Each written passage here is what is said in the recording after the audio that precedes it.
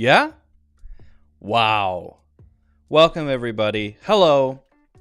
It's Wednesday, August 3rd, 2029. And today we're going to be doing a pronunciation lesson.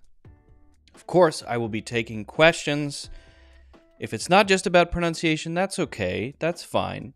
But if you have pronunciation questions, great as well. You can ask about culture, idioms, phrases, whatever you have that comes to mind. But in addition to that, I've got a lot of things to share today. We're going to be talking about common mispronounced words and how to say them. I want to say correctly, but I think I should say naturally. We're going to talk about how to sound more confident when you're speaking, not how to feel confident, how to sound more confident. Those are two very different things. You can sound confident. That doesn't mean you feel confident. I don't know which one's more important. We'll be talking about some interesting aspects of English pronunciation, particularly uptalk, where we raise our voice like this, and why that happens, and the fact that it's been happening since the 90s, or maybe earlier, I don't know. We'll talk about an exercise you can do if you want to improve your pronunciation. How do you actually get better? How do you go from knowing the correct pronunciation to doing the correct pronunciation, to actually saying something correctly? We'll get into that and some other things too. So, why don't we jump into it? Let's see. Oh, yes. Before we actually get started with that, since we're on the topic of pronunciation, I wanted to share a discount coupon to my Advanced American English Pronunciation course. You're welcome to check that out. That is at a steep discount. So if you click on the link in the description, the first link in the description, that is my pronunciation course. Let's just hop over here so you can see what it looks like. It's over 8.5 hours of lessons. You can get PDFs and audio with the lessons. They're audio recordings. This is the basic description. You can buy the course directly, and by the way, if you click on this, then you add the coupon, right? So if I click on this is the normal price. I click buy now, takes me to here, right? And I put in a coupon code, and the coupon here is pronunciation. It's a limited time coupon, right? Click apply. Yoink. Wow, look at that. Way down. Huge discount. So check that out as well. If you want to really master pronunciation, we're going to talk about other things in today's class that are not specifically related to the stuff in the course. But if you really want to extend your knowledge and continue, I would highly recommend checking that out. All right. I know we're usually a little bit earlier. One of these days I'm going to do, it's 2:30 p.m. in the afternoon here. Usually we do live streams around noon. One of these days I'm going to be able to start at 8 o'clock in the morning every time we do live streams. That's going to be the perfect time.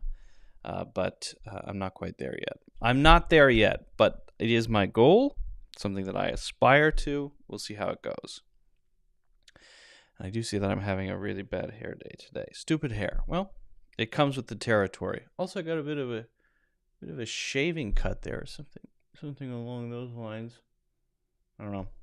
Kind of a cut myself when I was shaving. Anyway, let's see. Is there anything else before we get started? I see we have some people joining. That's great. Again, if you have questions about pronunciation or idioms, phrases, culture, grammar, whatever, let me know. There's the AC. Thank you very much. Appreciate that. Air conditioner, life-saving air conditioner. Okay. Now, it's interesting as an English teacher to see in different countries there are different common pronunciation issues. We're going to talk about some common words that are mispronounced. But I don't want you to take mispronounced to mean incorrect, as though there is only one way to say it. It's actually not that simple. There isn't only one way to say every single word. Sometimes it's pronounced slightly differently by different people. However, we can say there are generally natural ways to say words, for example, and ways that don't sound natural. And this might be the difference between making you sound more like a native English speaker or not. But again, that doesn't mean there's only one. And that doesn't mean I'm here to say, okay, now let me tell you the one correct way to say this word, and this is the final answer, and then you can forget about it forevermore. Well, pronunciation changes over time, okay? So we're just going to explore a few of the common things that I see many English learners get wrong about pronunciation, okay? And I'm just calling them pronunciation mistakes because, to be totally honest with you, I don't know what other word to use. Right? I want to say things that sound unnatural. Let's say that. And we're going to start with a really common word that I'm sure you know. It's an adjective.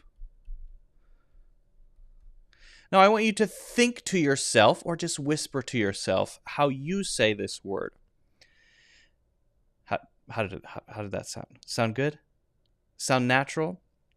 The difficulty with this one is that when you try to learn the correct pronunciation, you might get a couple different answers. Sometimes we emphasize this too much, and I'm telling you the common issues that I hear first, so that it's comfortable, and each sound is enunciated too clearly. Not good. Sounds weird, sounds kind of robotic. Not good. Sometimes I hear just comfortable, like come and then fta, whatever that is, fta-bull. Again, it's getting closer, but also doesn't sound natural. There are actually two ways to say this so that it will sound natural. Some people will go for the full syllable here, and they'll say comfortable. Comfortable. Now, notice I'm not enunciating each vowel very, very clearly. I'm not saying table in the way that I would say the word table. I'm saying t. It's a little t sound, table. That's called, by the way, the schwa sound. Something that's covered in my pronunciation course. You can learn more about that. It's an unstressed syllable vowel sound. So that's the first thing. Now, this first pronunciation I mentioned that's correct has this or here, right? Come for. But it doesn't quite sound like the or sound in the word like for. We're clearly enunciating that or sound. Well, instead it's going to be more like fur. It's a little less stressed. There's a little less emphasis there. So comfortable. Now, the next thing that happens is often this T sound will become what I will call a light D sound, also something that I cover more in depth in my pronunciation course.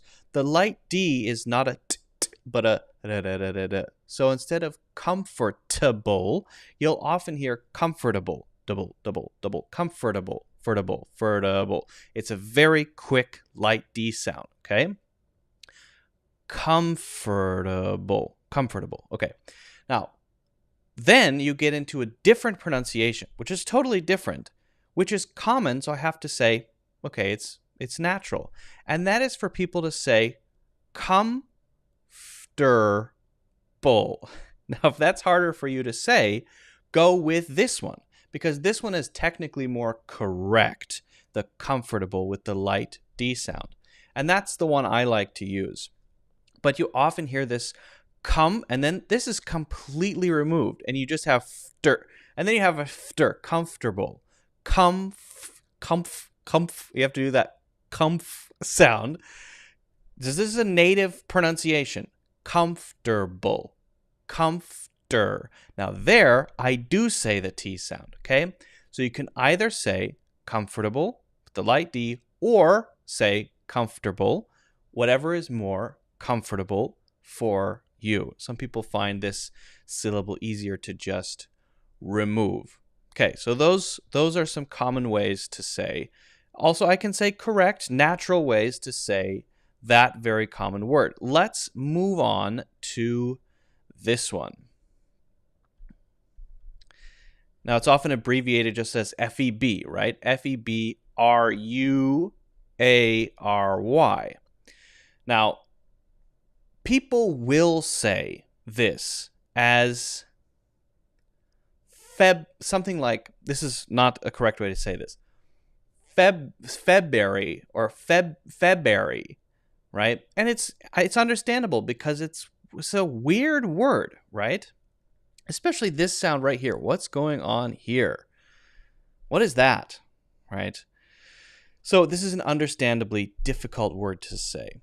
There are two common ways to pronounce this one. One is to make sure to say the R sound clearly, and the other is to kind of make this a sound, a very sort of mushy sound. So you could say February, Feb-ru-airy. Now notice that's clearly differentiating these two. Feb, clearly, ru, air, E, February. Okay, fine, correct, good, great. However, a lot of people feel uncomfortable with this R here and will just skip it. And when they do that, this part becomes a little kind of mushier. So it becomes instead something like February, February, February, and sometimes you'll hear February.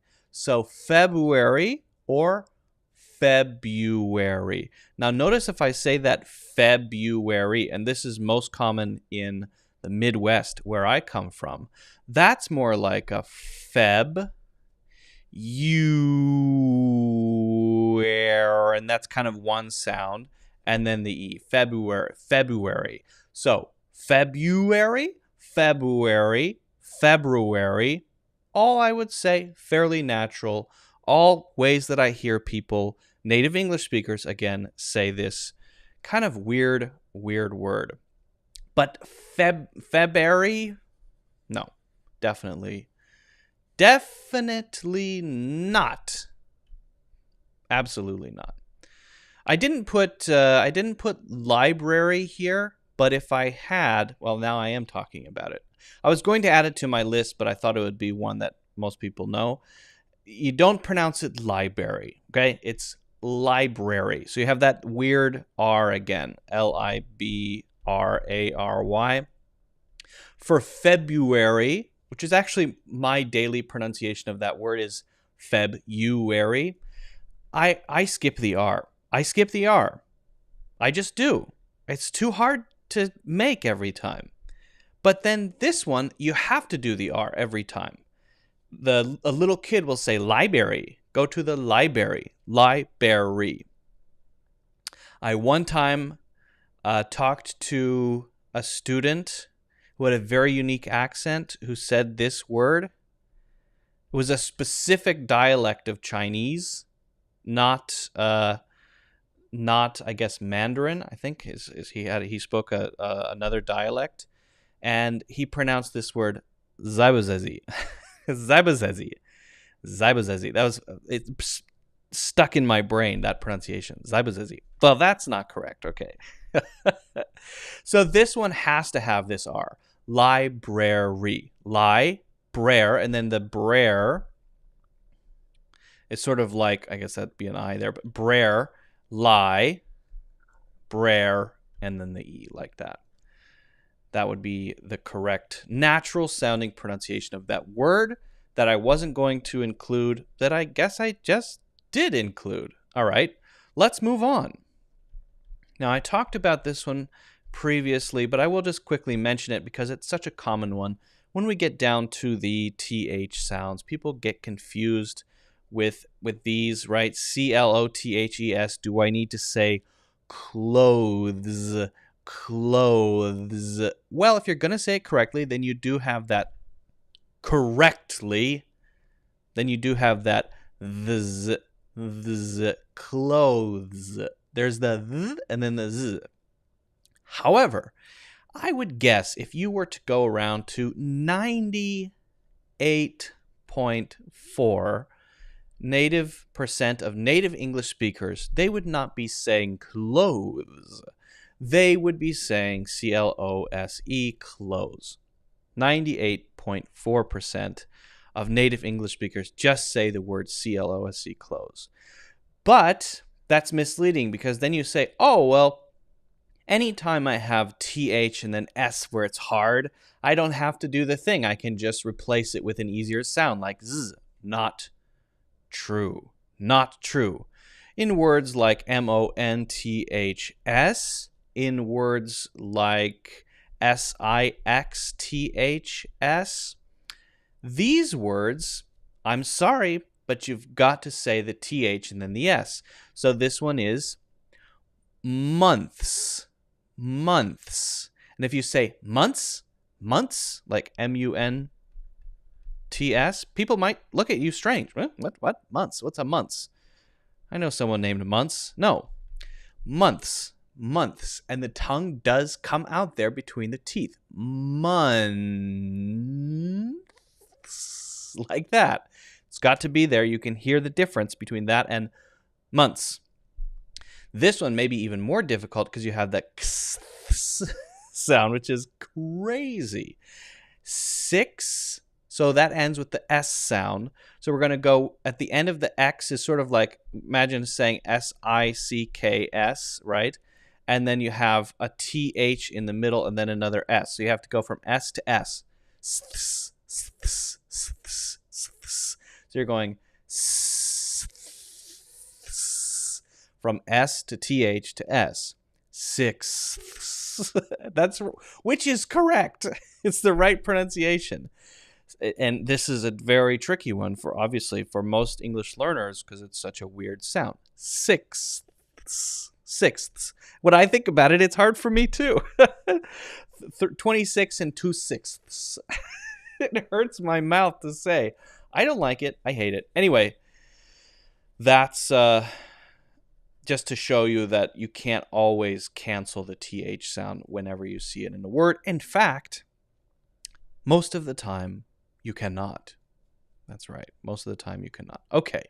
One of my favorite words to talk about, USUALLY.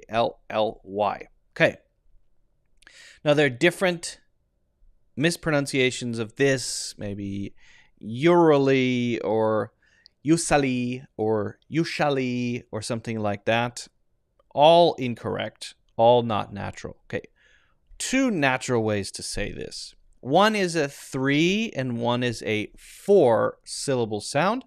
Both are correct, both sound natural. But the key thing is to get this sound correct, which is when you add SH to your voice. So that would be shh, and then your voice. So just do those two together. Zzz. How do you do that? SH, shh, plus your voice. Zzz. Now, if it's just your voice, then it will sound like was wrong. If it's no voice, then it will sound like shh, just like SH. So those two have to be together. Zzz. And it can't be very sharp or else it's going to sound like J if it's too sharp. No, that's wrong. Okay. So this one is pronounced like Y-O-U, the first part. And then you can pronounce it ja.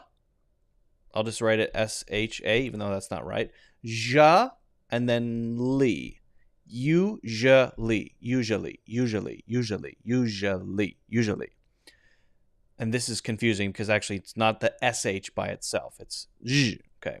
Now, the way that I typically say it is 4 syllables. So that's also you. And then I don't know what else to write here. So SHU and then or either one. And then li. Usually. Now that's a very light vowel syllable there. Usually. Okay?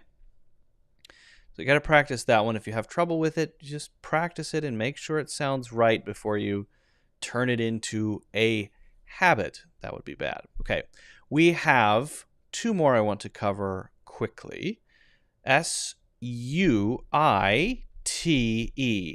Now, the reason that I write this one down is actually it's not hard to say. It's that the spelling makes it confusing because you may know SUIT and you'll say, oh, I know how to say that. That's suit, like SOOT, which is not a word. Suit, right?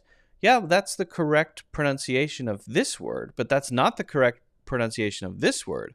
Actually, the pronunciation itself, so this is often pronounced as suit. Do you want to suit something? Actually, the correct pronunciation is exactly the same as SWEET. So just pronounce it sweet, sweet, sweet, sweet. Now, it does get a little more complicated if you add an S, not because this part is harder, but just because the T and the S together can be a little bit difficult. So sweets, sweets. Okay, just add an S. And then suits, suits. Now, the biggest problem with that one, not that this is a word we're focusing on, but often saying something like sus, which would be incorrect. You got to make sure that it's a little T sound that makes it kind of like you're hitting a cymbal. That sort of hard sound. If it's sus, doesn't have that there. Suits. So just make a cymbal sound and you've got it. One more. That's it. One more and you've officially mastered pronunciation of the English language. The last one is GAUGE.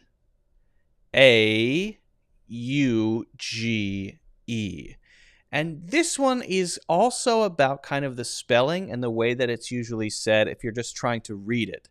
I think these are great examples because it makes it very clear that pronunciation is not determined by spelling.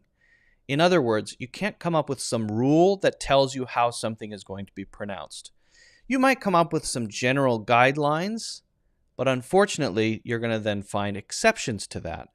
So you have to just learn the pronunciation, which you should do with your ears and your eyes, looking at people's mouths when they say it and listening very carefully with your ears, developing self-awareness. This looks like gouge or gougie or something like it looks weird, right?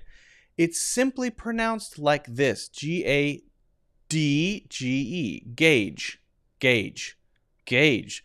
Well, let's make it even. Let's make it even simpler. Let's say G. I think this is a name. GAGE, gauge. Okay, great. That's it. That's how you pronounce it. Gauge. Easy. Gauge. Long A sound because of the E at the end. So, those are just a few common words that are often mispronounced by English learners. Note there that it wasn't a matter of me saying, okay, here is the pronunciation for all of them. Some of them, like gauge, okay, that's the pronunciation. But for some of them, like February, that's a little fuzzier.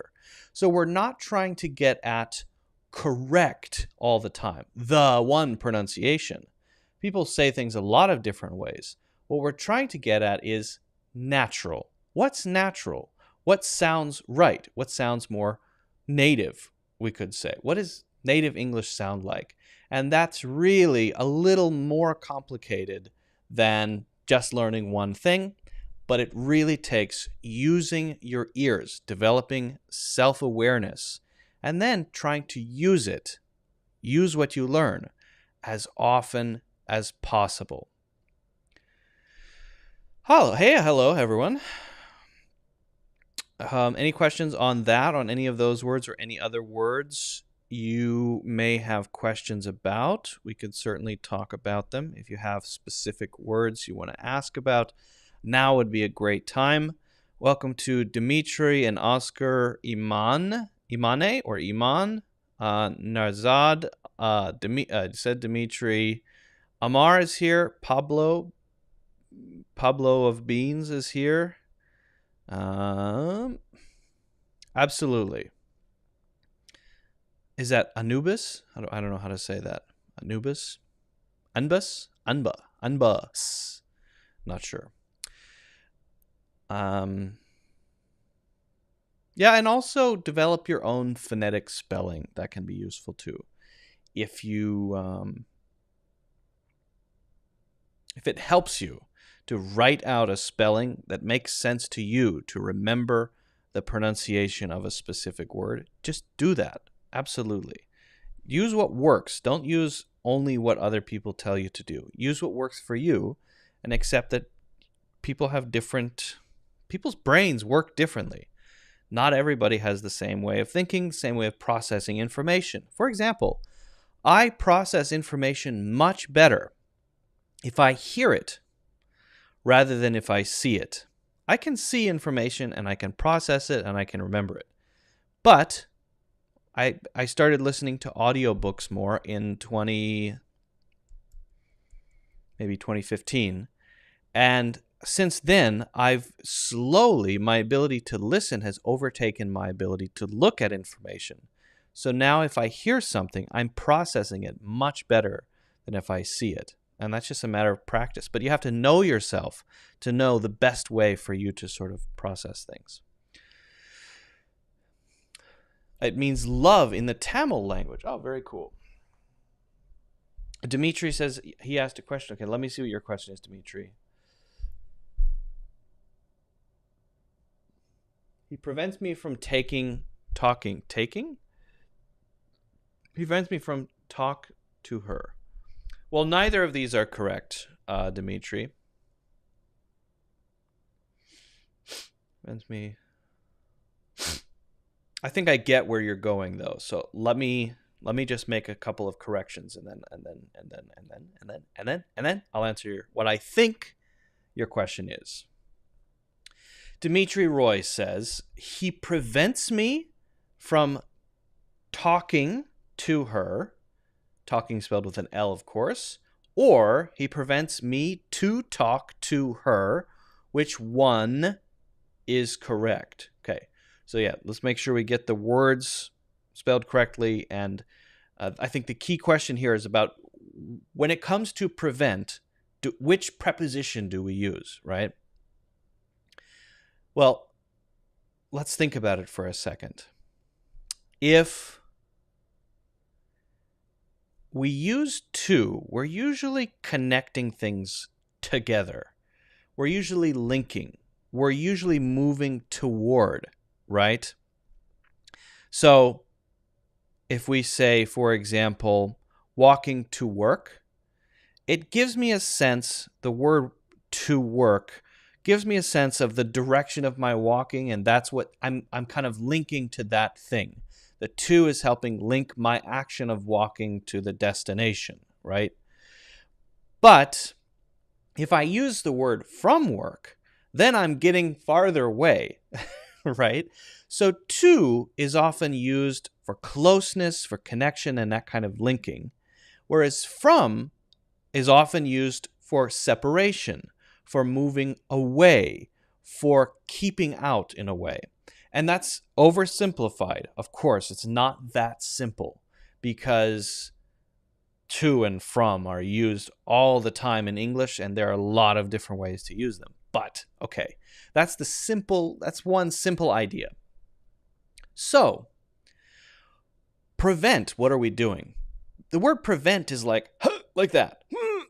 Someone's trying to go this way and I go like this, right? So you want to go to work and I do this. I put a roadblock in the way. Well, I'm stopping you, right? So I feel that it makes sense for the word from to be there because I'm not allowing you to move closer, right? So we use from when we use the word prevent. Anytime you prevent someone or something, you use from, and then you can say, from what? What's the thing? Okay. So I had to prevent my electricity from being shut off. How? I paid my bill. Not really, but that would be an example, right? Okay. To prevent me from talking to her, you're saying you're not allowed to talk to her, which is, I mean, why? You can't stop me. Try to prevent me. You can try to prevent me from talking to her. You're trying to keep that from happening. You're trying to stop that. So from is the perfect word. Now, if I just make the statement, I want to talk to her. There again, I want to make a connection. In a way, I want to get closer. So to is perfect. Prevent me from talking. Notice, one last thing. Notice that we use the ing form after this. From talking. From doing that. From seeing it. From going there. From walking there. So the ing form. Most of the time, if it's a preposition to and not part of an infinitive, if it's a preposition to, then you're going to use the gerund form afterward. Okay? If it's to plus a verb because it's an infinitive, that's different. But often gerunds will follow prepositions. That is typical. So hopefully that answers your question, Dimitri. And remember, talking is spelled with an L.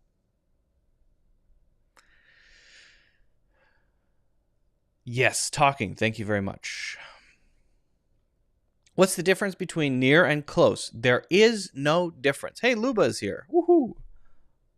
That calls for a celebration. Coffee break.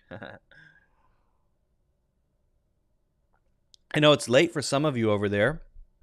Where is everybody? Tell me where you are. I'm guessing that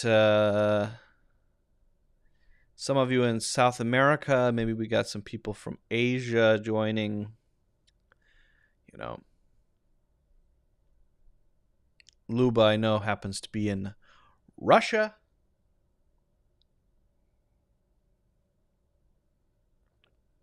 Okay. Good question. Good question. Germany? Okay, cool. Your neck of the woods. Okay, so what, East Coast? Absolutely, Dimitri. My pleasure. Happy to answer your question. Your question itself is a good question. I appreciate it. Much appreciated, sir. Okay. Leandra is in the Dominican Republic. Dimitri is also in the Dominican. Oh, we got a Dominican Republic party happening here. Cool. Turkey. Amar is in Turkey. Turkey sounds good. I'd love to have a turkey sandwich. I'm hungry. I haven't eaten yet. 3:00. I was preparing this. I was preparing this lesson. I didn't have time to eat. I'm hungry.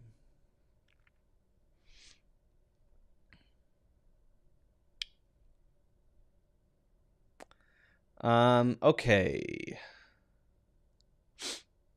I want to talk about confident English speech. That's one thing I want to get to. I'd like to talk about that. Kurdistan, very cool. Love that. Keep it coming, guys. Appreciate it.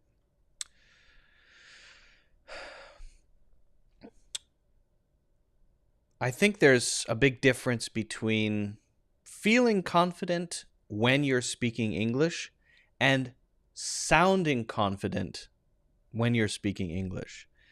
And you may have seen my other videos about feeling confident when you're speaking. And that's great. Of course, you want to gain confidence in speaking.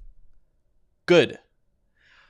But there are ways to also sound more confident. And I want to talk about a few of the different things that could make you sound less confident so that you could know which phrases to use if you want to sound more confident. And actually, we're not just talking about phrases here, because I want to share something else too. This is more about intonation that can make you sound more confident. And to be honest, if this is heard by any this lesson is for English learners, of course, but any native English speakers out there who hear this, you should also listen up, because this is something I hear in both native English and non-native English. So I just want to point out a few things. All right, here we go. The first is, I guess, what we could call uptalk.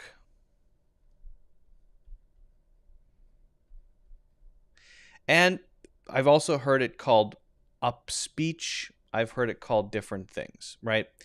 This is a way of speaking so that the intonation of your voice goes up at the end of most sentences.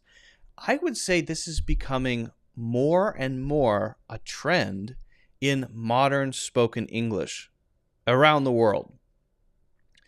But if you pay attention to this, what you'll notice is it's more and more common among specific types of people who speak this way.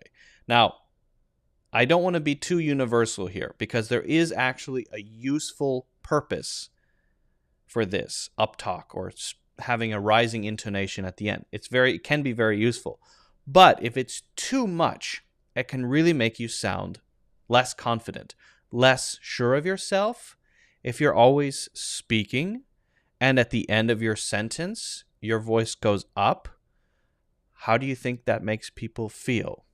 They might feel that you don't know what you want to say, or maybe you're looking for approval, or maybe you hope that they don't get angry at you, or maybe you're worried that you might offend them a little bit.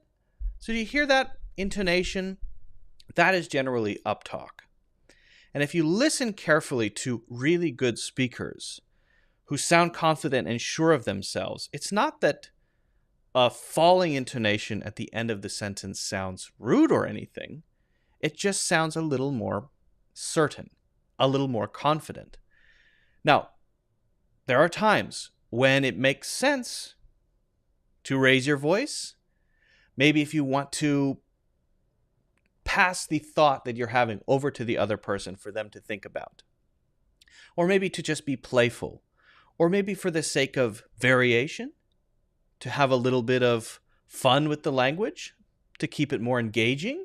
Right? Did you hear that? Sometimes I will use that intentionally just to throw out something a little different, because otherwise speech sounds kind of repetitive and monotonous. And so it's good.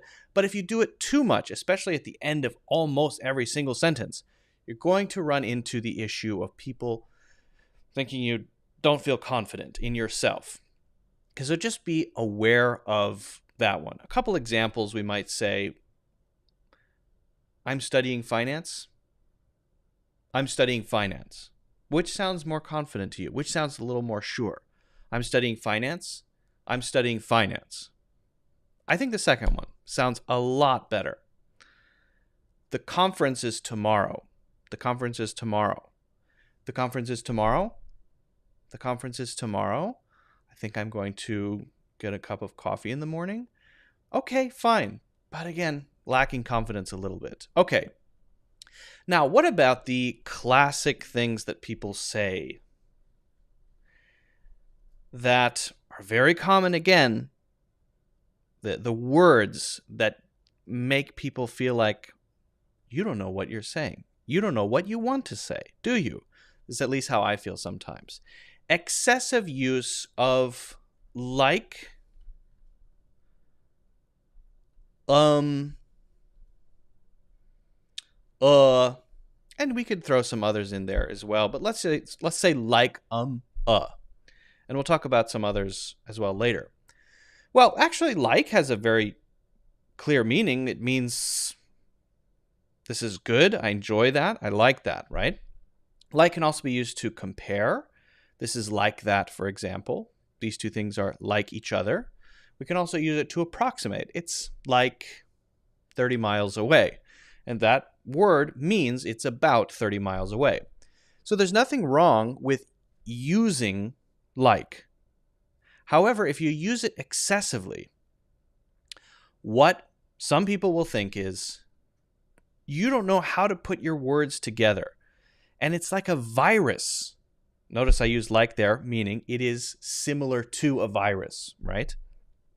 It spreads in the language. It started in the West Coast and spread in the 90s across the country to the East Coast and became a nationwide sort of American thing. And then it spread around the world so that now you like hear people like not even like native English speakers or people from like Australia like using it like way too much.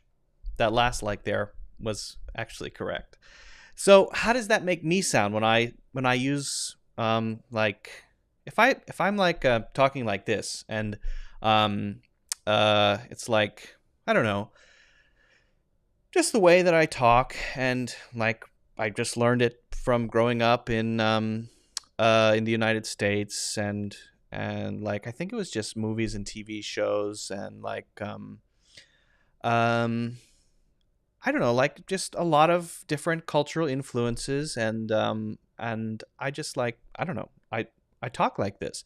Okay, did you hear the difference between me doing that, which is a mode I can easily turn on, and not doing that? But the difference, I think, hopefully, geez, I hope, is that I sound like I know what I want to say. That's what I hope I sound like, right? And if I'm saying a lot of likes, I don't sound like that as much. Okay, so that's just something to keep in mind. I feel that the ums and the uhs and the likes are very similar in that way. It isn't to say never say it. If you listen to me over a 24-hour period of time, you'll catch me saying like accidentally without thinking about it. I do it. I'm guilty. I would imagine everyone is guilty.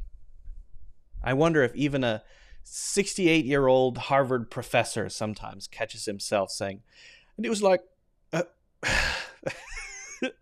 I'm sure at least one, right? Probably, but it's about frequency. Okay, so just be aware of that. For example, it's like my favorite spot to eat. Okay, what's the difference between it's like my favorite spot to eat and it's my favorite spot to eat? Well, there isn't really a difference. It's my favorite spot to eat. I think that sounds better than it's like my favorite spot to eat. It's like my favorite. Well, you're not comparing it to your favorite spot to eat, unless that's what you mean, but that's not what you mean. What you mean is it is your favorite spot to eat, and the like doesn't have a meaning there. Or how about we're probably moving next month. We're moving next month. We're probably moving next month. A little less certain, right? Maybe I'm not certain. And we're probably moving next month. Yeah, okay. It's a thinking word, so it's fine. Just beware of that frequency. Now, the last little group here that I want to talk about is a couple of phrases that you hear really often. I mean, I guess,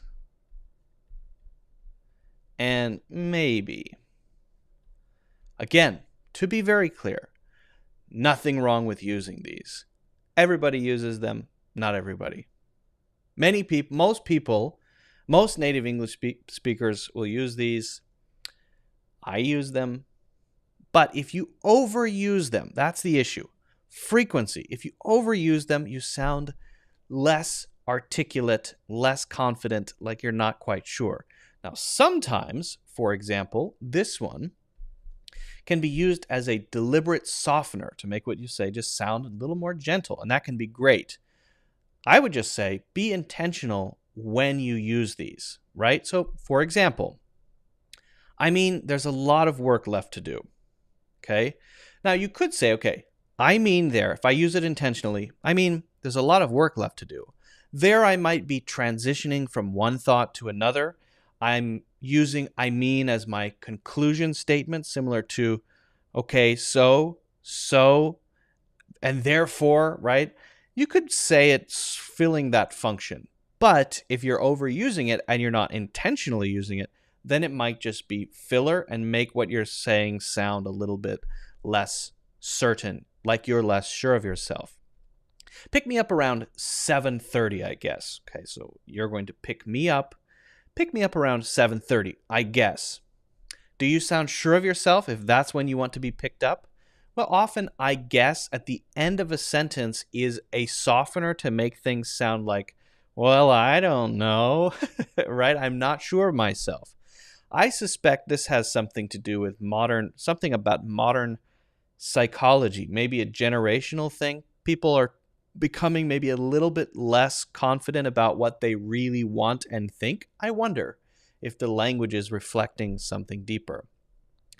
Well, what's the difference between saying pick me up at 11:30 and pick me up at, I said 7:30, 7:30 and pick me up at 7:30, I guess.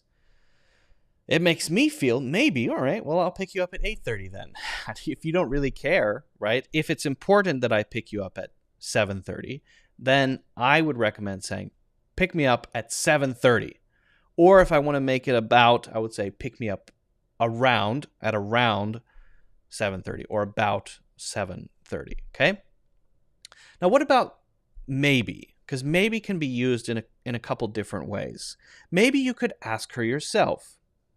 Now, if I say maybe there, I think that could be very useful. Instead of saying you could ask her yourself, maybe you could ask her yourself is kind of delivering my advice to you in a slightly gentler way. Maybe you could ask her yourself. That might make it more acceptable to you when you hear me say, maybe you could ask her yourself, rather than you could ask her yourself. It just sounds a little gentler, and you might say, oh yeah, good advice, instead of, whoa, hey, okay, relax. So you have to be careful with the other side. Being too direct all the time can make people feel like you're being too direct and rude, even rude sometimes. So I think it's good to use maybe, but I think the issue then again is the same as we've been saying. Well, maybe, I don't know, maybe. Too many maybes. Too many maybes? Not good. Using maybe intentionally to soften things? Very good, right? And it's the same with something like I feel like. I feel like, we could say, for example, I feel like maybe we should go. I feel like maybe we should go. As opposed to we should go. Well, if you're saying I feel like maybe we should go, that sounds very gentle, maybe too gentle, and you're really not saying what you really think. I feel, when you say this, that you're not confident in your own thoughts. That's my thinking when I hear that, right? So that's too much, because this actually has no meaning. I feel like maybe we should go. That has no meaning in addition to we should go. Now you might say, we should go is too direct. It's like saying, slapping them across the face and saying, let's go. All right, fine. But there, maybe just say, maybe we should go, right? Or I feel like we should go. Use one or the other. If you use both, it starts to get into this territory of being way too mushy and not certain of what you want to say. So those are just a few of the ways that you can avoid, if you want to, avoid sounding less confident when you're speaking, and then not doing those things would make you sound more confident when you're speaking. Thinking words like, and avoiding those, or at least not using them too much. I think it's impossible to avoid them completely. The rising intonation, using that too much at the end of sentences and not sounding very clear, and sounding like you don't know what you want to say, and you're always seeking approval. And then some of those things that are useful or can be useful, I mean, maybe, very useful as softeners, but go into the territory of being a little bit too soft, a little too uncertain if they're used too frequently. Okay? So let me know if you have any questions. All right. I am guilty. I'm totally guilty of using all of those, but all of the ones I just said to not do, I'm guilty. 100%.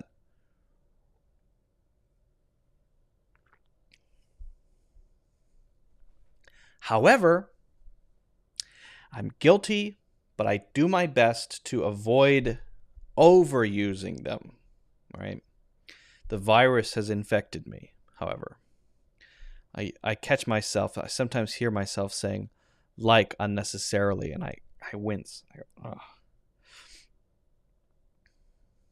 Did I just do that? I did, didn't I? But how can I avoid it? I don't think it's possible. You have to just... I think the key is to slow down. If you just slow down, just go slowly, it'll be okay. Speaking of uptalk, though, I did find a video about it. So let's check out a video of uptalk from 1994. Connie Chung was a famous interviewer back in the 90s. And she was the queen of interviews back in the 90s, as a journalist. She talks about uptalk, so let's check this out. Tell us about uptalk, Connie. Have you noticed there's a new trend in the way some people talk? It's more prevalent among teenagers. It isn't Valley Girl talk. That's like totally awesome. Not that. They talk like connected. this. Every sentence ends in an up, as if it were a question. It doesn't bother me that much, unless they do it a lot. And it gets really annoying. To take an hour of your time and focus on the positive things in yourself. That's supermodel Cindy Crawford. She's going to do it again. Oh, I didn't have the opportunities then. The popular term for it is uptalk. That's pretty minor. But you don't have to be a fashion model or a teenager to uptalk. I came to IKEA because... You can hear it on commercials. I mean, it's kind of self-serve. Or even coming out of the mouth of a doctor on the president's healthcare task force. Because I see the problem from a different point of view. She came up to the table and said, "My name is Belinda." Dr. Cynthia McLemore is a linguist in Philadelphia who's worked extensively on uptalk. The linguistic term is rising intonation. For her doctoral thesis, she studied sorority sisters at the University of Texas.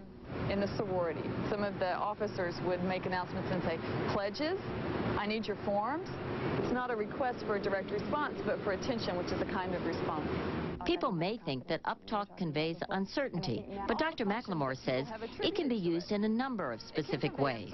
Right, not only. You can use a rise to convey uncertainty. You can use a rise to hold the floor. You can use a rise to convey, do you understand what I'm saying, or do you hear me, or do you agree with me, or do you approve of me? All of those things.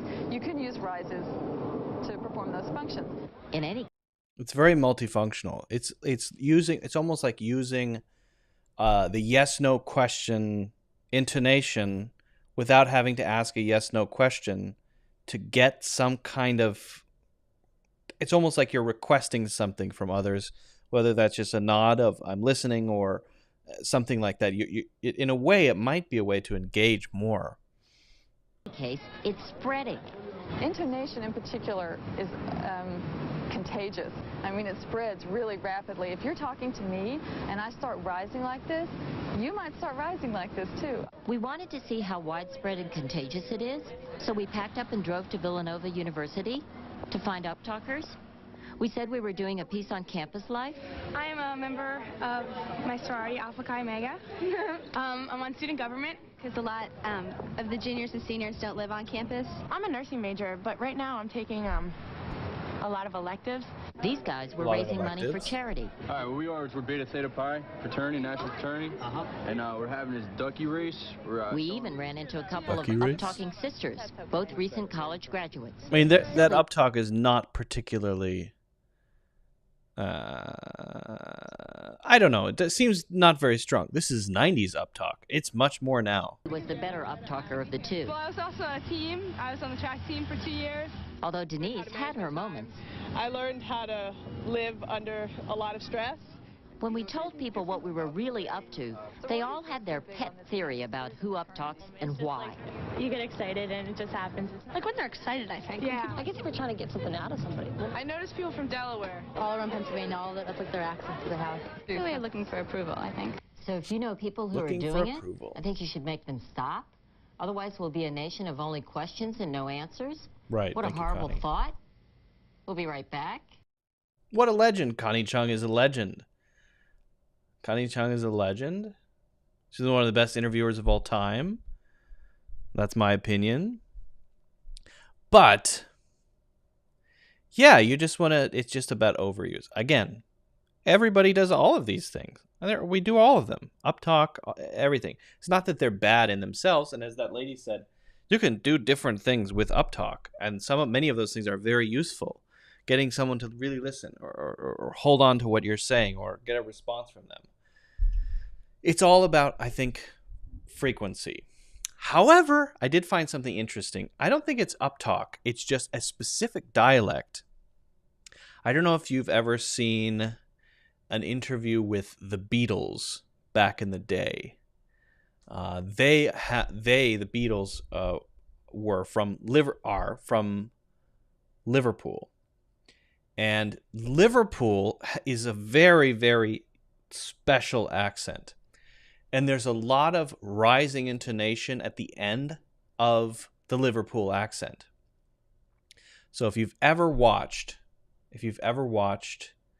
a Beatles show, like there's a movie, I think it's called A Hard Day's Night.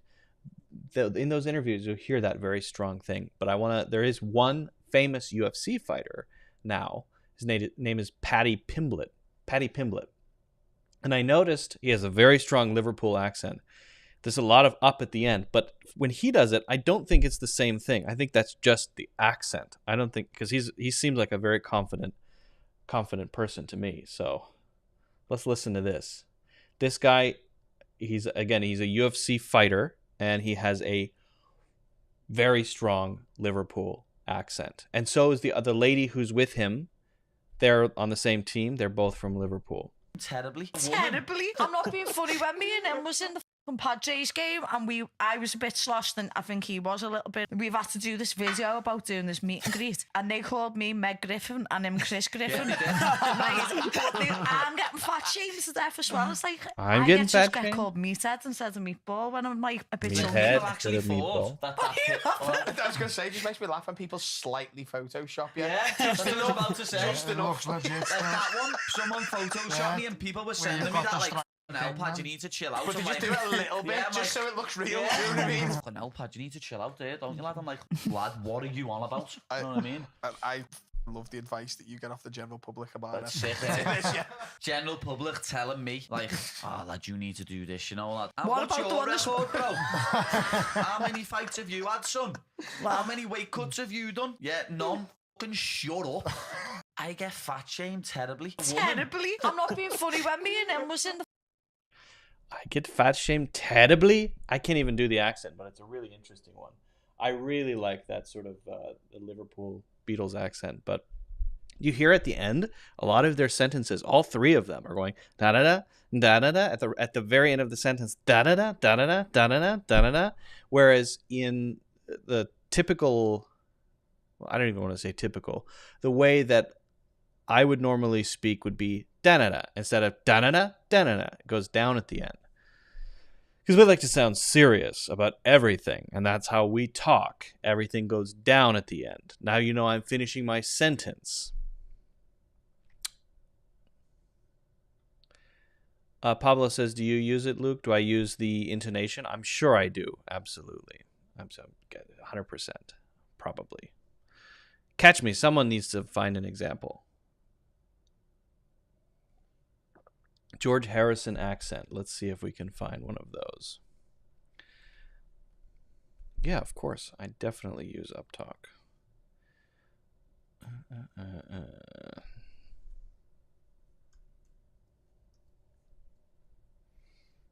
Yeah, let's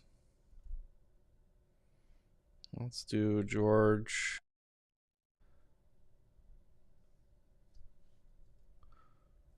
Harrison.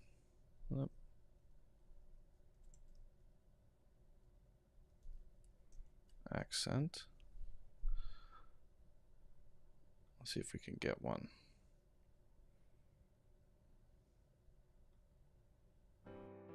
My name is Emmanuel. Means God is with us in the Bible. Apple is ailing. And George Harrison told our... Want to be involved in, or that maybe we did want to be involved in, but we didn't want everybody else to be involved in. So really Apple, all Apple was, it was Beatles Limited, which... I don't know, not so strong there. We changed into Apple, and we tried to pull all our own affairs together in... Affairs? Would be affairs? I don't know, it's not so strong there. Doesn't sound so strong. Skip ahead a bit. But there was a mistake made when Paul and John announced from New York that what we want to do is help everybody, all those people who have to go down on their knees. Not really doing it there. Not hearing it there. George Harrison on gardening? Well, the 70s for me sort of started out as really the continuation of the 60s. I mean, although the Beatles was split in about 69, for me it was important to, you know, all these songs that I'd been writing, to record them and to make solo albums. I wonder how much also being in America had softened their accents over the years, because the Beatles, well, they spent a lot of time all over the place. They went to India. They spent a lot of time in the United States. They, I don't know where they ended up living. I think Paul McCartney does. Where does Paul McCartney live? I think he lives in England now. Where does Paul McCartney live? Where does Paul McCartney live? Paul McCartney lives in many places in the world, London and New York. Rural countryside of celeb answers.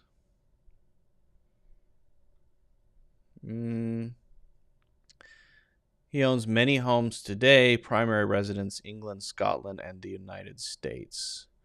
Homes in England. Okay, so I guess all of them. I just wonder how much living, for example, how you live in the United States for 10 years.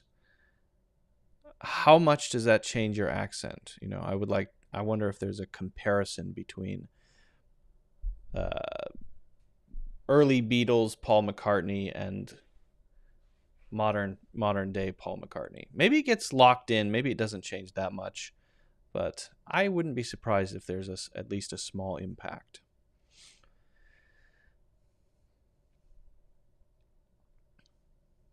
All right. I live, on the other hand, in a magical forest.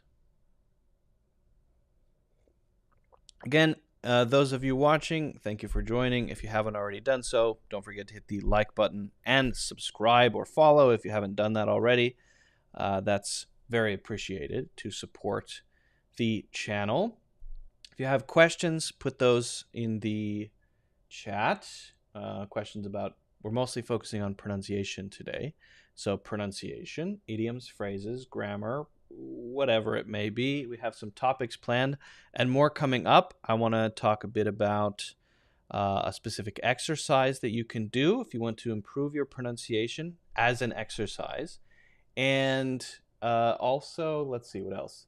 I am doing a special promotion for the pronunciation course. It's called Advanced American English Pronunciation, and it's 8.5 hours of lessons with PDF downloads as well, in addition to the 8.5 hours of lessons, and audio examples, so you can listen to everything that if you want to download the MP3s, you can listen to everything. So this is, at the moment, if you click on the link in the description, or if you go to the website and put in the discount code pronunciation in all caps, it is 90% off. That is the discount. So you can check that out. Again, that's on the website here. If you put in that coupon code, you can get that discount. Regular price you can see here, discounted price here. That's a limited time offer, so feel free to check that out. Again, 8.5 hours of lessons, PDF downloads, and also for those people who are doing my courses, I'll be available on WhatsApp or wherever you need me to be to help out with whatever you need to improve your pronunciation. So check that out. That's a limited time thing that we're doing right now. And of course, you can also check out the other courses on the website if you want. Those are all here. Although this is the only one that's currently on sale. The other ones are not on sale. But you can sign up for free if you want. This course is free. This is a 1-hour course on natural English conversation. So if you want to start there, you could start there. That would be a good place. And for those who really want to, get serious, if you want to, you can do the yearly membership, which is this one, or you can do monthly if you want. I think more people probably, well, I don't know. It's a mix. Okay, well, I think we can go to the next thing. Again, keep the questions coming. Oops. Let's see, where are we? We're going to hop back over to the blackboard.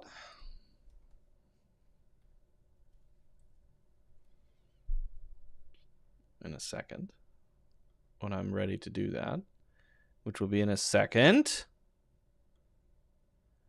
Yeah, here we go.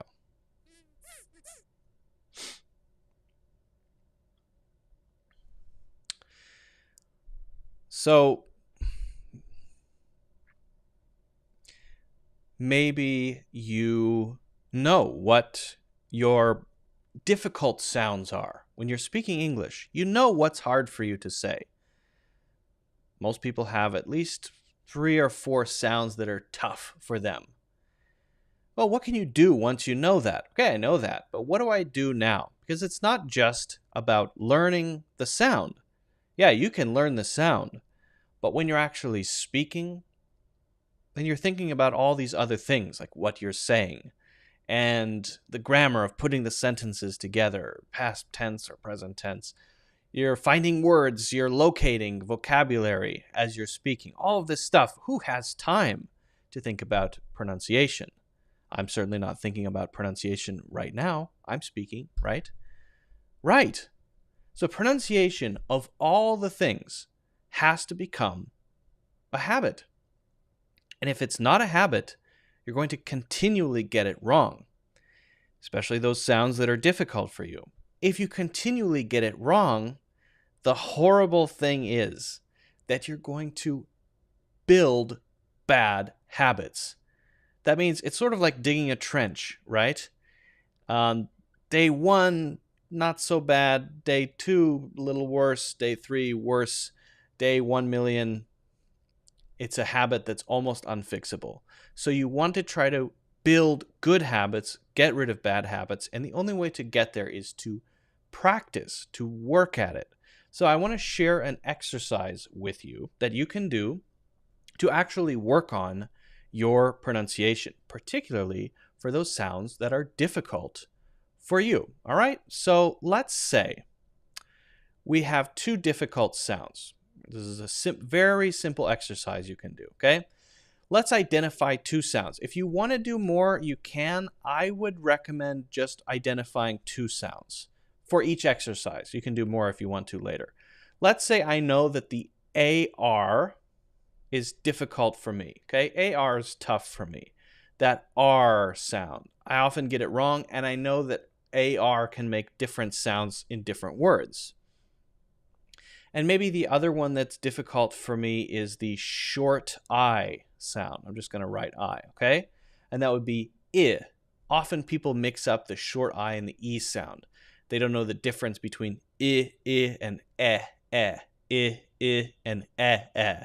Often when they try to say I, they say instead. Okay. This is just an example. Maybe these are not your issues. You have to identify those, okay? And then once you have, then you can do this exercise. All right.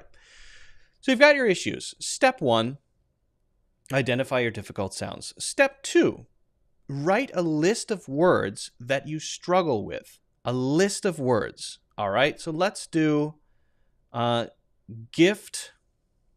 We'll start with I here, okay? Gift. Let's do similar. Could also be for the AR one. Let's do Christmas. And let's do given. And then for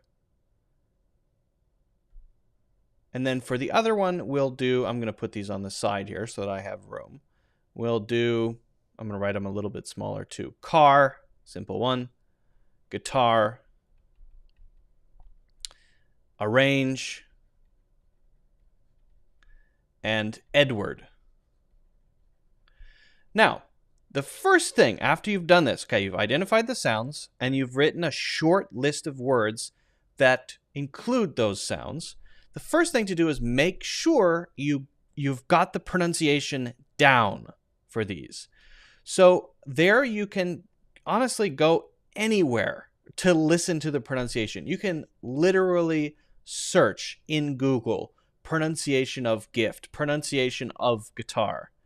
Or you can go to any dictionary website, dictionary.com, vocabulary.com, the free dictionary, and you can put in the word and just click on the sound icon and listen to it. And say it as you're listening to it. You hear it? It's not geft, it's gift. Gift, gift, gift, gift, gift, gift, not gift, gift, gift. Okay. Similar, similar, similar, similar. Okay.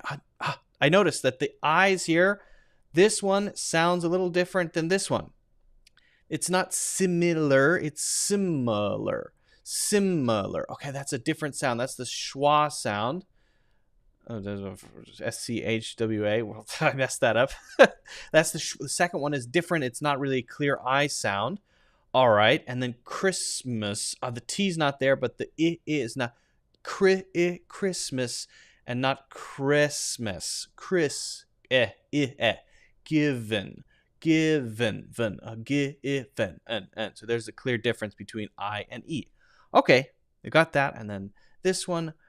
Car, R. If you're struggling with this one, maybe cod or something else you're saying instead, got to listen to that pronunciation and repeat it until you know it's the same. Guitar, R. Arrange. Oh, that's a different AR sound. R and arrange. It's, the A is almost not even there. And when I say the my tongue has to curl up to make it sound the same. R, okay? Edward. Oh, this doesn't even sound like an A. It sounds like just an R by itself. There's no R there. It's word. It's almost like ER. Edward. Okay, great. So once you've got that, then I would suggest going a step further. Make a sentence or two for each of them. This one could be something like, we were given similar gifts for Christmas. We were given similar gifts for, that's an F, Christmas. All right. Now, this should be a capital W, of course, capitalized. Okay. Now, it doesn't have to be one sentence. That doesn't matter. If you want to challenge yourself, all right, but make a sentence or two sentences that include your words. Why would you do that? If you just practice the words in isolation, gift, similar, Christmas, given. The problem is when you want to insert them into conversation, into a regular sentence, when you're speaking, when you're expressing yourself, it might not sound natural because you haven't practiced blending it into other words. You haven't practiced putting it side by side with other words. you haven't practiced actually speaking it in common usage. So to go the final step, I would strongly recommend you build a sentence or two with those words so that you feel comfortable using them. And again, this is just for pronunciation, but still, when we speak words with other words. And so they're not in isolation. They're not by themselves. All right, so I know the pronunciation of each. Now I have to challenge myself to say that pronunciation clearly and correctly without feeling unnatural when I say the whole sentence. We were given similar gifts. The heck, not GIFs. There's a T there. Similar gifts for Christmas. We were given similar gifts for Christmas. We were given similar gifts for Christmas. We were given similar gifts for Christmas. We were given similar gifts for Christmas. We were given similar gifts for Christmas. Practice that a few times until it feels really comfortable, and really try to be aware of any sounds that are wrong, off, different. How do you know they're wrong? You practice these in isolation by themselves when you were listening to the correct pronunciation, right? So listen. Now, if you really want to check yourself, record yourself as you're doing this, as you're pronouncing these sentences. Let's say you've built out 10 sentences, right, for different sounds. And you're going to say each one you say, I'm going to say it 10 times. So that's 100 sentences. So, okay, we were given similar gifts for Christmas. We were given similar gifts for Christmas. You do that 10 times. Then you go to the next one. The next one may be, Edward arranged our guitars in the back of the car. Edward arranged our guitars in the back of the car. Edward arranged our guitars in the back of the car, right? That's following these words here, right? Okay, so practice that a bunch of times and then go back and listen to the recording and see if anything sounds off. See if it sounds natural as a complete sentence. If you do this exercise, even for a short period of time, you're going to get a lot of progress with these sounds. But the key is to really be self-aware, to not give yourself a break, to be honest with yourself if something doesn't sound quite right, and to really develop your ear so that you can hear the differences between the correct sound that you hear when you look up the pronunciation and what you're saying. If you don't have a developed ear, you won't be able to hear those. Now, if you want to work on this more, feel free to there are other videos that I have on pronunciation you can check out, but also I have a couple of complete courses on pronunciation, in particular, Advanced American English Pronunciation. So feel free to check out that complete course if you really want to start practicing this and learn all of the English sounds that are most difficult for English learners. Regardless, good luck, and the key is self-awareness and practice. That's the only way to change your habits.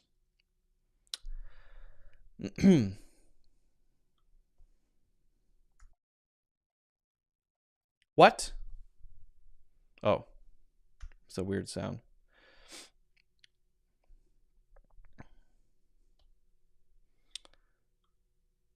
What sounds do you guys find most difficult? I'm very curious to know what the difficult sounds are for you, or maybe what sounds you think might be difficult for others who speak the same native language as you. What are some of the common pronunciation issues?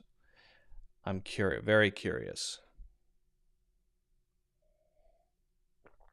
And it's, of course, different for people in different countries. Native Chinese speakers have typical issues, common issues, and Russian speakers may have another set. Spanish speakers may have another set of difficult things when learning the English language to say really naturally. And I get to hear a lot of those different ones, and it's quite interesting for me. Very interesting. Pablo says, exact moment where George Harrison leaves the Beatles, he sounds strange there. Oh, how do you know what he sounds like when he left the Beatles?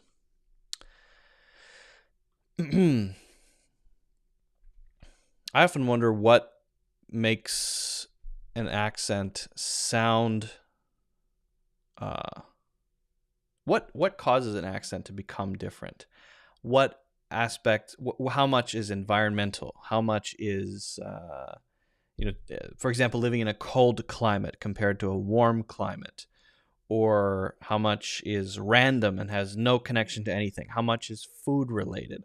How much has to do with music? I'm just curious about all of the influences on what pushes a pronunciation from one to the other. And a lot of there is an answer to that, and a lot of it has to do with, for example, in different regions, there might be different sensitivities to certain sounds, and some sounds being more difficult over time. And if a sound becomes difficult over time, then it will eventually drop off. And for example, in a lot of modern languages around the world don't include a click, but the earliest human languages had clicks, and they don't have clicks because clicks are hard to do. There are still languages in Africa that use clicks, right? But the sound, and they're still there, but they didn't really spread around the world as languages sort of developed from different cultures around the world. And why is that? Well, that particular thing is not an easy one to pass on.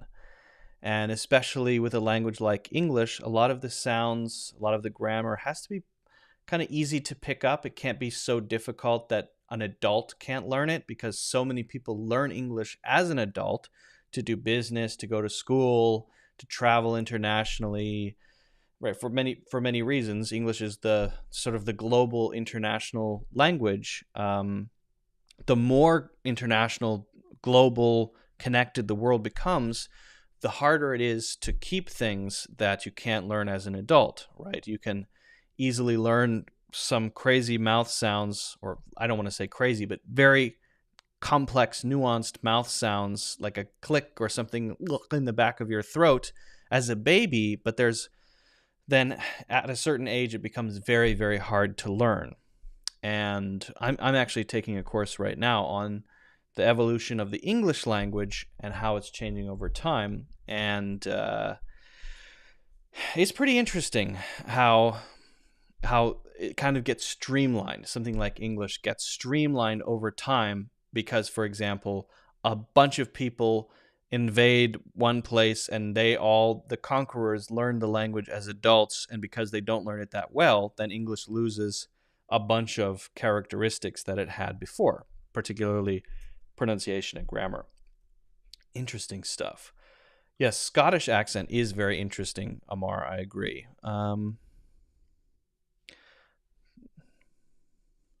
Scottish lift to 11. Let's check this out. Is this safe to watch? Can we watch this? Yeah, let's check it out. Let's check it out. Oh, not this. That's next.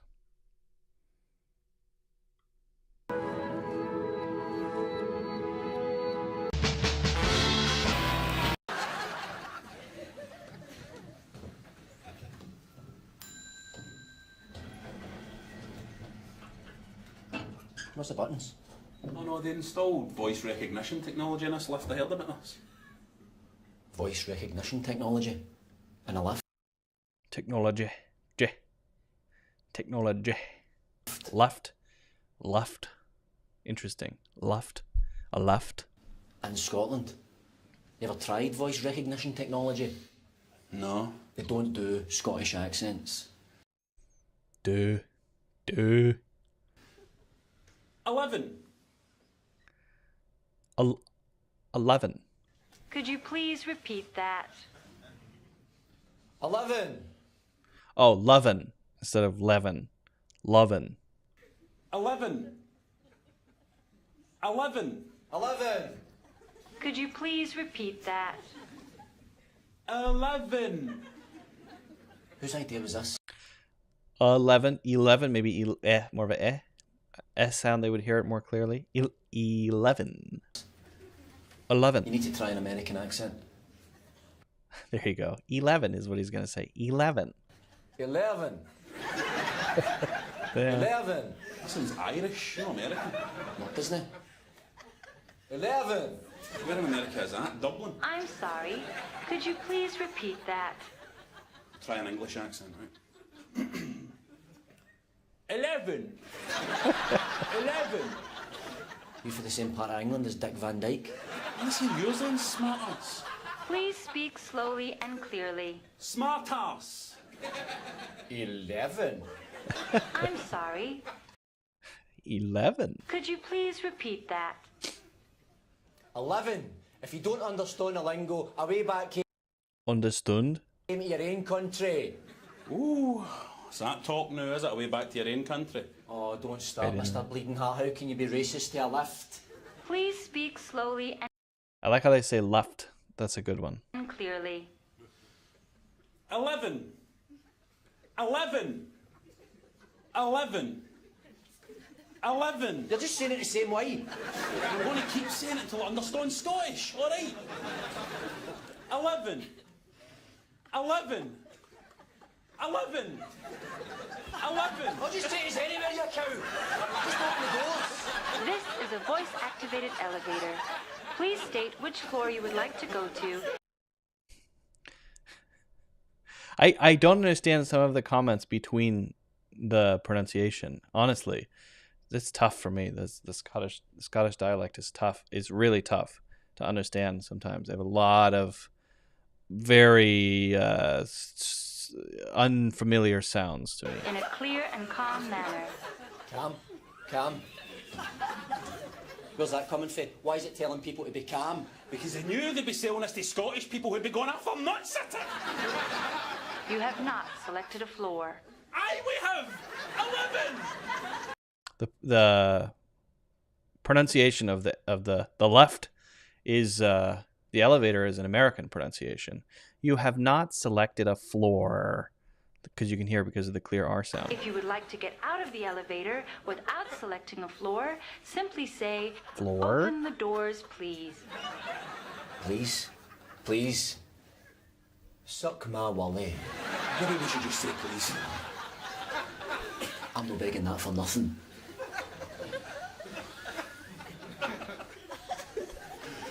Open the doors, please. Please. Pathetic. Please remain calm. Oh, you went up tonight. Get up now.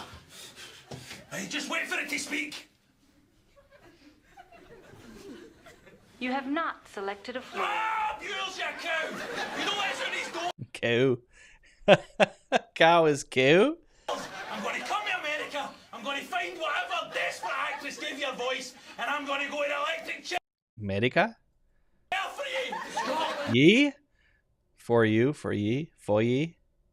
Electric chair for ye. Bastards. Bastard. Scotland! Scotland!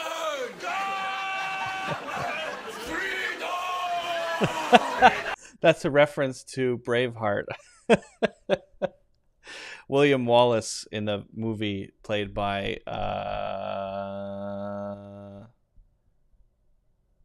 what's his name? Who's the guy who plays William Wallace? I'm blanking on the actor's name. That dude. Who's a famous actor? Why can't I think of his name? William Wallace is, that's the famous line is freedom.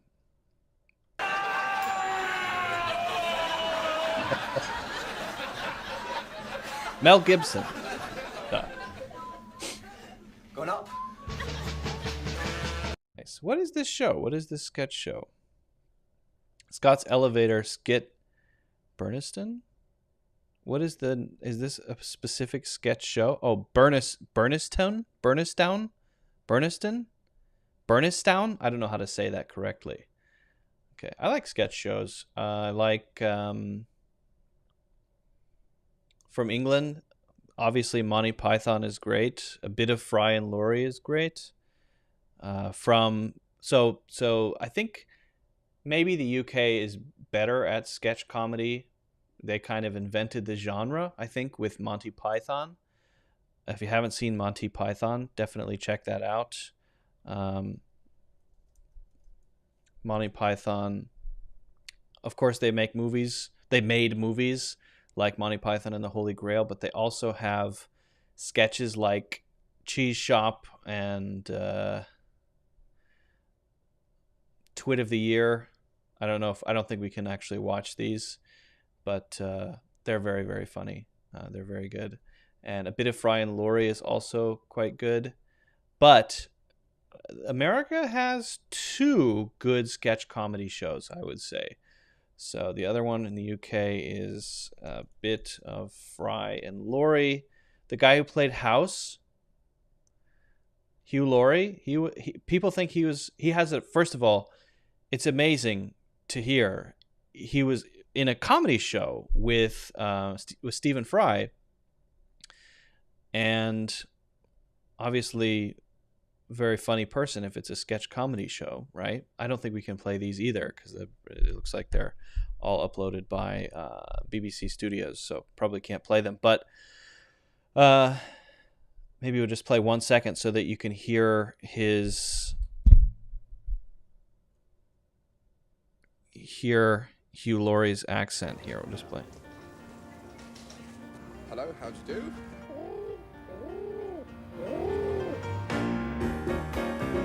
You do. So predictable. Yes, I think English. The next sketch will be? Oh, a parody of Treasure Island, bound to be. So, Miss Tennant, away from your flat, a bookshop where the works of I want to hear Hugh Laurie's accent. What you saw between your lordship's thigh. No, your lordship. It's probable that private acts of lesboid love have been committed. I'm Mr. Foley. I feel that once again I must rein you in. I myself am a member of this self-same church. Are we to imply from the tenor of your thrust? All right, so that's him, and then Hugh Laurie House. Hugh Laurie as House. Same guy, little What do older. I want? I want to know myself, and Great. Are Love these that for you. people completely incapable of telling? Yeah, I don't like that. Sorry. Come back. Same guy. People, oncologists? No, hunkies. You find things. Same actor. Perfect American accent. Maybe the best American accent of all time. Of a non-American. I'd probably do a separate video about that. The best American accents among maybe British actors in particular. But yeah, he's got a great American accent. And he's funny in this show too, but House is kind of a drama, but he's so sarcastic, he's kind of funny, but it's not a comedy like a sketch comedy show. Anyway, so yes, those two are maybe worth looking at for British sketch comedy, but then American sketch comedy, there's some good ones for American sketch comedy too, like Key and Peele is a very good one. Again, I don't know if we can play these, but they have a bunch on their YouTube channel. So these two guys, this is the guy who made Get Out and the new movie that just came out called Nope. They have some great sketches. They're very good. Let's see. My favorite, I'll maybe mention last. Another good American one is Kroll Show. Kroll Show is very funny. He's just really, really good at characters. This guy in particular is his name is Nick Kroll, and oh look, there's Jordan Peele in Kroll Show. Very, very funny. Very good characters. Very ridiculous, but funny. So check those out. Again, I don't think I can show those because I see those are all uploaded by Comedy Central. Kroll Show, and then definitely my favorite, Tim and Eric. Awesome show. Great job. This is my favorite. This show probably shaped my personality more than any other influence that I can think of. If you want to understand what I think is funny, this is the show to watch. It's insane, stupid, gross, awkward humor, but Tim and Eric, awesome show, great job is what to watch. Again, not sure I can show these, but some pretty ridiculous things. We watched the Purple Boys sketch that they did before, and Tim and Eric also did the Absolute vodka commercials. Might be able to show those. Eric, Absolute vodka.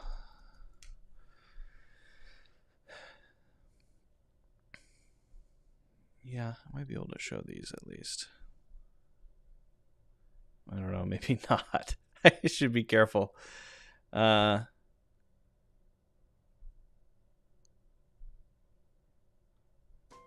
way that she looked at you after you said that joke.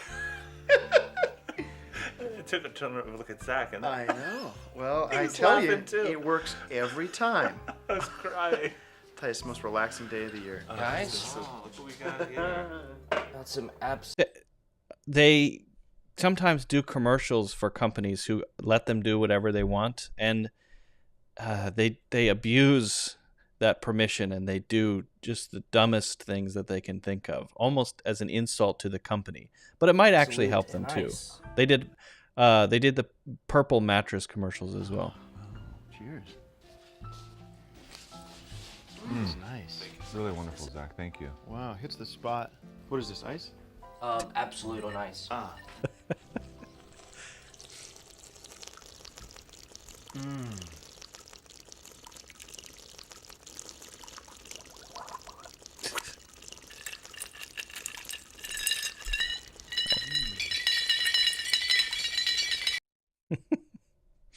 They never mention the hair as well. They never talk about why is his hair like this. That's just who they are. That's just what they are. It is what it is.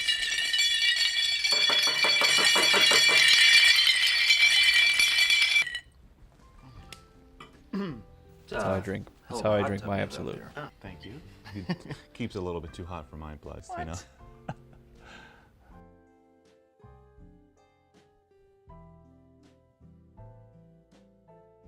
These particular characters, I think the whole thing is just Zach Galifianakis. They always hang out, and Zach Galifianakis just gets very angry and starts yelling, and that's every time, everyone. It is a bit hot. Well, then I say we toast to cooling off.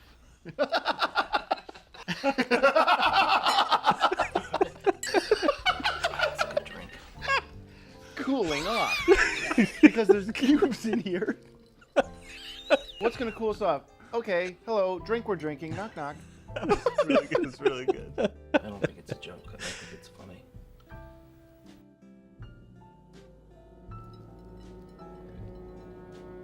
It's not funny! Okay. Don't talk! The hot tub's too hot! I flew down here for the 7th time! I'm not coming down anymore! Okay. All right, you get the idea. Anyway, ridiculous fringe humor. So anyway, those are some that I recommend. Those are the ones that I like. How did we get on that? I forget, but hopefully I won't get in trouble showing those clips. I think. The actor that plays Doctor Strange has a perfect American accent too. Yeah, Benedict Cumberbatch in Doctor Strange has a very good American accent for sure. Also, Spider-Man is pretty good. Good. I mean, you can't tell he's not an American in the movie. Tom Holland plays Spider-Man. He's from the UK. He's got a British accent, but he plays Spider-Man. A lot of British people play a lot of Americans, especially superheroes. It's kind of amazing.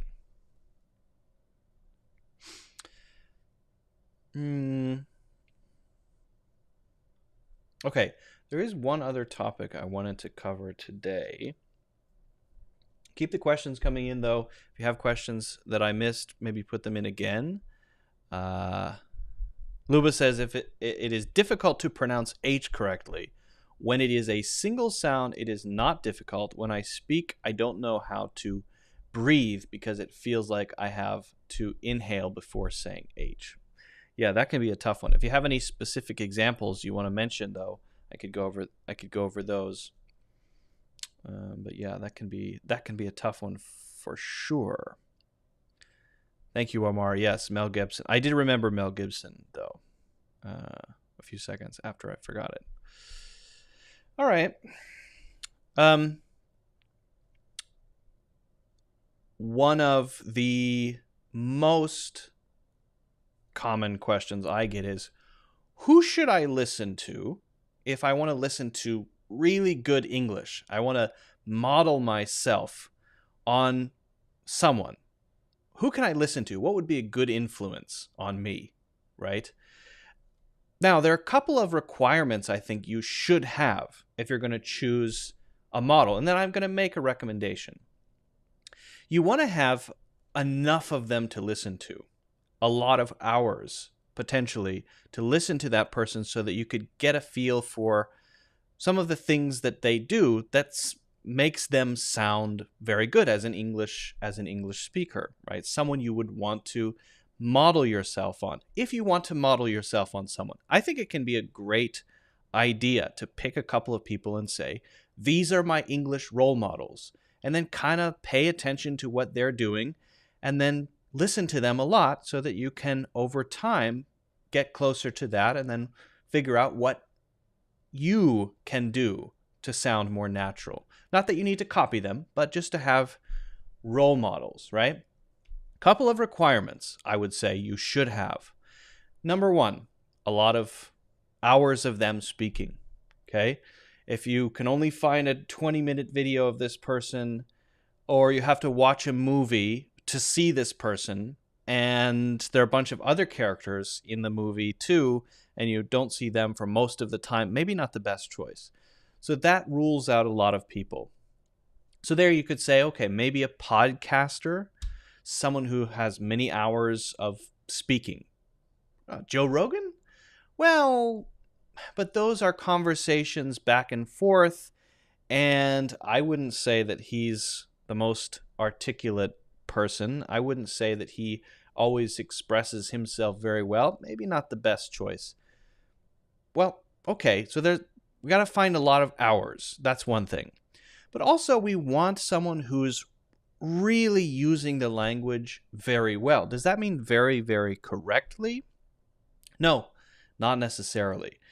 Really perfect, formal sounding, correct English sounds bad. It doesn't sound natural. So you want someone who uses the language really well, but also has a sense of play, also knows how to break the rules and can have fun with the language. That's, I think, very important, right?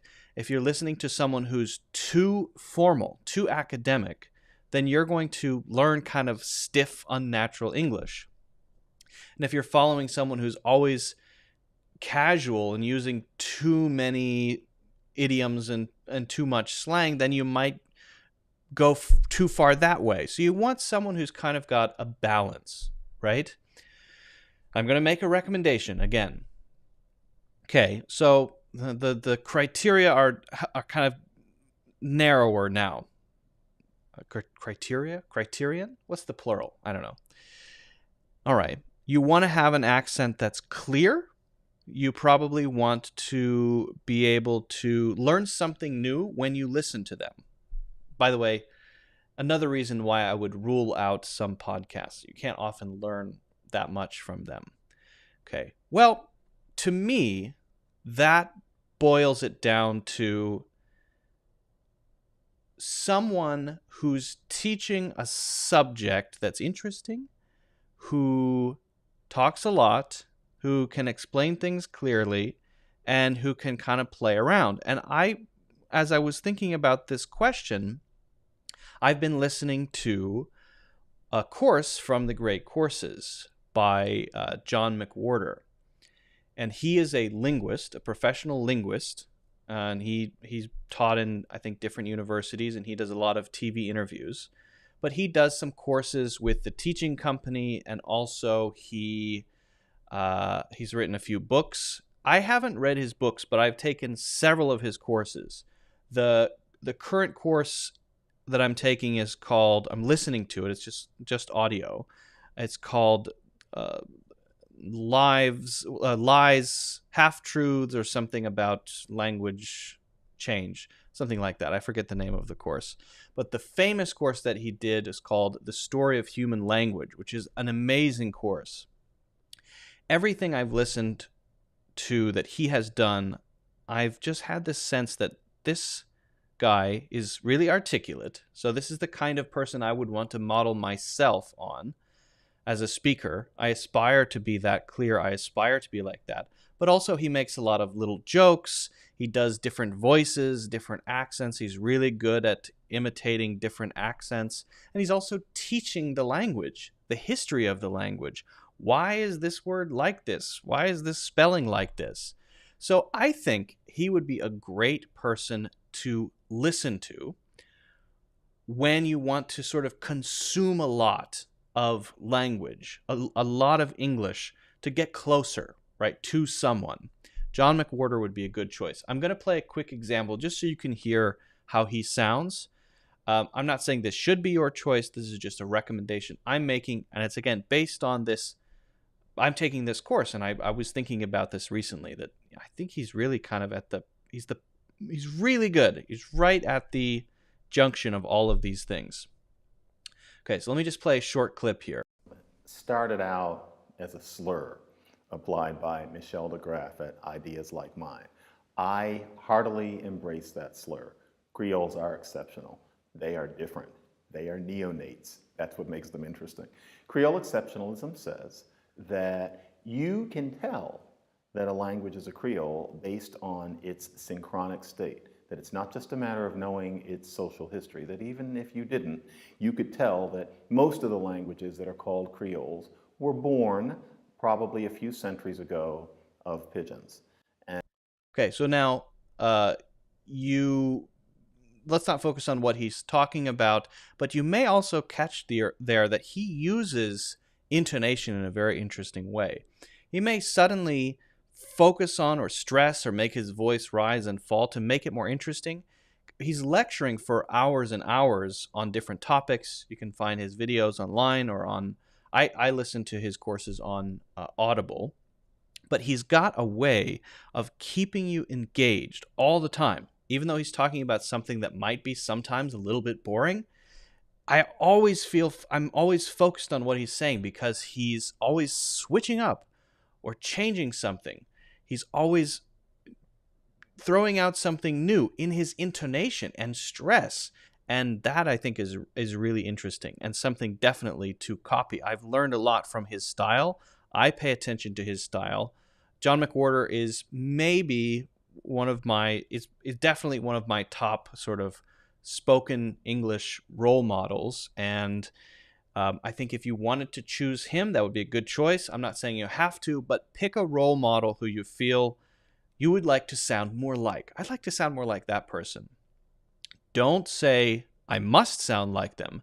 Use them as kind of a North Star. And as you listen to them more and you catch things and you pick things up, for example, I noticed recently listening to this course I'm listening to, he's got this cool thing that he does where he'll just stress one word for no reason.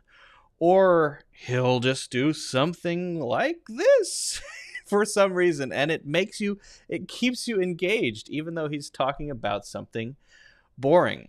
And he uses a lot of humor too. So yeah, find a North Star, pick somebody, and then listen to a lot of that person. And just over time, you'll start to pick out the patterns, and you'll be able to hopefully use those insights you gain, those patterns you pick out, to start to figure out how you can become a better communicator, how you can speak more clearly, how you can articulate better.